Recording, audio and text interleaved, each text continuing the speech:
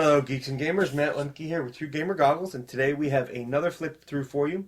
This flip through is the Champions of Balance for Paizo. It's all about neutrality, but we're going to start before we dive into the actual contents of the books at all. One of the coolest things, or one of the nicest tools that they have in the book, is right on the inside cover of this player companion, and it lists the predominantly neutral aligned deities in Golarion. Of course, it lists deities' name, alignment, areas of concern, the domains, the subdomain, and their favored weapon. And then, as with all of the books, they have a table of contents and a reference guide for the other books you'll need. With all their players' companions that I've seen so far, I haven't seen them differ from this. They include a kind of like a prelude page or a foreshadowing page that talks about what the book is going to tell you. And it's not, necessarily the most important page in the book, but if you're in a store and you pick up a player's companion, you can pick up the first page, the first book, flip to like the second page, and be like, oh, it focuses on clerics, druids, gunslingers, and wizards. And then the things that they have for every character, they kind of go through and they define. For example, this book has Envoys of Balance. Whether your mandate for neutrality comes from an otherworldly deific power or is simply a hard-earned and internalized way of thinking, spellcasters of all stripes may join the ranks of famous and powerful Envoys of Balance. And they're on pages 30 to 31. And then here's a rules index on the next page and a piece of, art that if you have any Paizo books, Pathfinder books, you're relatively familiar with. And they flash, some of the iconic characters throughout the whole book. This page 4 of the book, is probably one of the most important pages in the book because it lists the impressions that you might want to get if you're thinking about a neutrally aligned character. And what they do is they talk about your reasoning as to why you may do it. Then they back it up with possible motivations. But, for example, neutrality is perhaps the default alignment for mortals, combining the natural self-centeredness of a limited and often flawed perspective with the equally natural altruism of and self-restraint of social beings dependent on others for survival. So, the next paragraph is really where it gets important. So, as a morally neutral character, how do you avoid or blend the moral extremes? And that's really what this book is about. It's about how you, as a character, can evolve within the realm of neutrality, or how neutrality can influence your decisions as you play the game and try and make your character more of a person as opposed to just a role. And that's what this book helps you do. It does have certain things like, well, we already said that it has motivations for neutral characters. Could be fallen, you could be indifferent. It includes, for example, it includes new story feats and traits. Those are just some of the things, but one of the things that I enjoy about the book is it has a, we'll call it a template for every one of the neutral alignments. This one in particular is lawful neutral, and they list the philosophies over here, and then they list a couple of, we'll call them archetypes, and executors define themselves through the discharge of their duties that are assigned to them. So they would be like, enforcers. In fact, they have a code. You seek to do your duty and expect others to do theirs in turn. So if you choose to follow the executor path, you can use that code right there to influence a lot of your decisions. Well, would I let that happen or would I not let that happen because of these things? Respect and seek to serve others who give clear, unambiguous orders. And things of that nature. And then they have a little section on each of these templates that's advantages and challenges. And what this is basically is it's not a list, a complete list, but it gives you an idea of the downfalls and the upswings of playing a character. In this case, would be lawful neutral.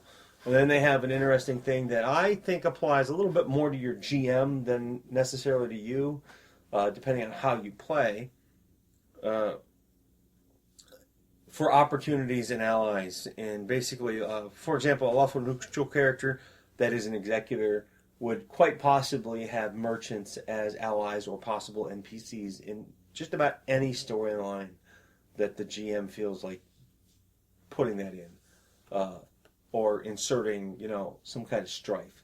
And then there's always traits that they add, and then in each section there's almost always a little inserted section of script. For example, in lawful neutral, it's a lawful code of one, and they follow this through to true neutral. And they list the philosophies, the different agents, advantages and challenges again. Their insert for this one is intelligent neutrality. Then they have chaotic neutral with Amiri kicking down a door. My daughter will probably like that picture since she tends to play Amiri.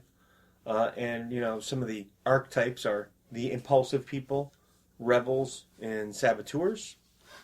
Advantages and challenges.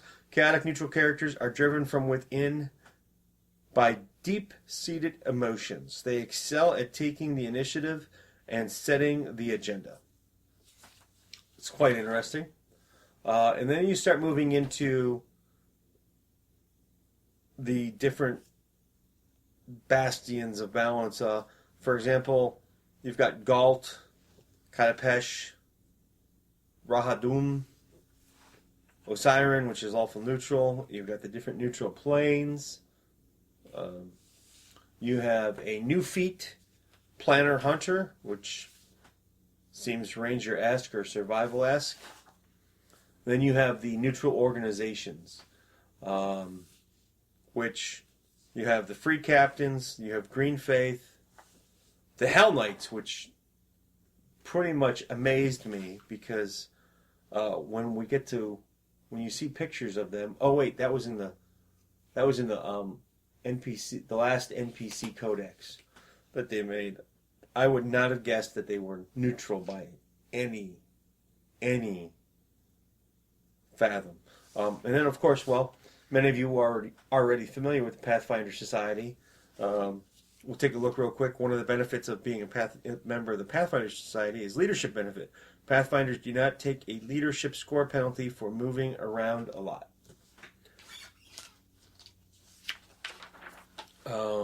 And then you have, Divine Influence, which is basically little bits of guidelines for neutral deities and how they can come into play. And then the discussion of subdomains. Presented here are a few new subdomains that, at your GM's discretion, may be substituted for one of a deity's domains. For example, we'll go over here. Flowing subdomain. Associated domain is water. The deities are, you can read them. And a replacement power. The following granted power replaces the icicle ability of the water domain. Go with the flow. You can touch a creature as a standard action to suppress its strong emotions. The target is affected by a calm emotion spell. So you can see that they've spent a decent amount of time doing things. And then you have even-handed tactics, which is neutral characters favor methods that are effective whether or not they are perceived as moral. You've got ninja tricks, negotiator for the bard archetype, master tricks. Then you've got new grit feats, named bullet, gun twirling. And then you have logic and madness, which is for disciples of the arcane. You have alchemist discoveries, arcane discoveries, impossible sorcerer bloodline, which is quite an interesting read. One of the things that I enjoyed about it was spontaneous generation. At third level, you gain Craft Wonders item as a bonus feat. In addition, when you craft a magic item, except a potion, a spell trigger item, or spell completion item, you may ignore one spell prerequisite without increasing the creation DC. You can ignore an additional spell prerequisite at 9th, 15th, and 20th levels. I think that makes crafting magic items a little bit better in my opinion. Because I think crafting magic items a little bit crazy. And then you have neutral as an arbiter insert here. And then you have mercenary maneuvers, which, well, obviously being mercenary-ish, it's geared towards fighters. And there's rage powers. And then you have no time for morality, which is basically a survivor druid archetype, which I've never played a druid in my life, so I really don't know what to tell you about this. So we're just going to kind of flip through. There's some new spells. There's ranger traps. There's druid spell. One of the ranger traps is a firework trap, so you get to play with some pyrotechnics. And then there's new spells of the stoic, and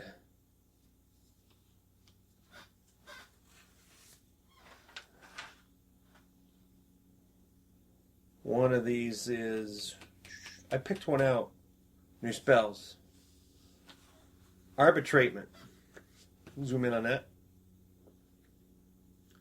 I wanted to focus on this because I just kind of thought it was interesting. School, Evocation, level 7 Cleric, Inquisitor 6, casting time 1 standard action, 40 feet range, non-neutral characters in a 40-foot radius spread centered on you. Duration is instantaneous.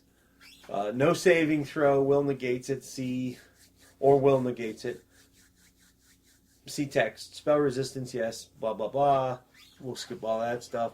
We'll get down to the effect. Effects are cumulative and concurrent. A successful will save reduces or eliminates these effects. Creatures affected by multiple effects can attempt only one saving throw and apply the results to the effects. Sickened. Most of us know what that is. Staggered. Nauseated. Killed. Furthermore, if you are on your home plane when you cast a spell, all chaotic evil, chaotic good, lawful evil, and lawful good extraplanar creatures within the area are banished back to their home planes. I kind of thought that was pretty amazing. It is a 7th level spell, or 6th for an Inquisitor, but I still thought that was pretty amazing.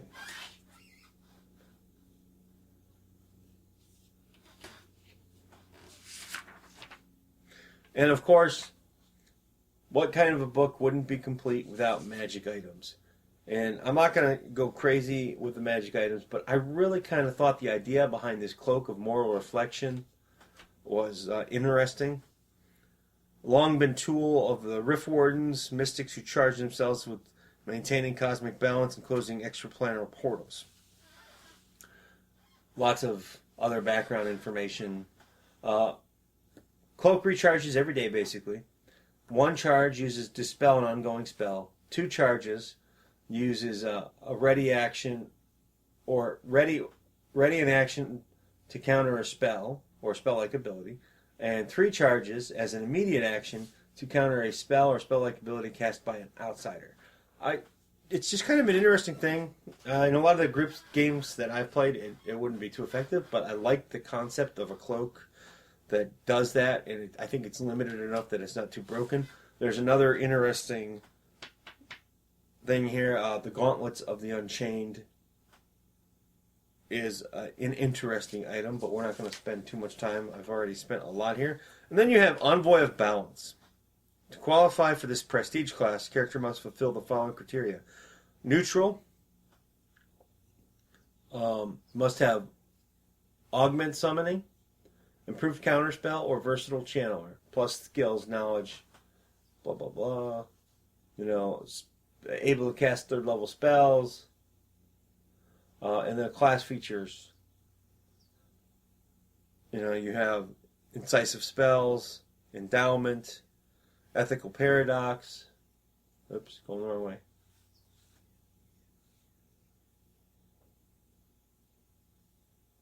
And you have scales of morality at 10th level, Exxon voids of balance. As an Exxon void of balance, it's kind of like a paladin thing. You lose all neutral, lose all class features until she regains her alignment via atonement. So it's an interesting book. It made me take a look at, there's a couple more interesting things. On the back, there is a new feat, summon elemental monster. And on top of that, there's a new template, counterpoised creature, on the very last page of the cover. And I like this art. This is actually probably my favorite piece of art here in the whole book. Well, the book in and of itself is only about 40 pages. 32. And it's not quite what I thought it was going to be when I picked it up, but it does have things that I will use with my current character, and in the future when I make a neutral character, it'll definitely be something I refer to. If for nothing else, it's a great tool for me as a DM and a storyteller to add flavor to the campaign world that I already know exists in playing. So thanks for watching. This has been another flip through with Through Gamer Goggles, and have a good day.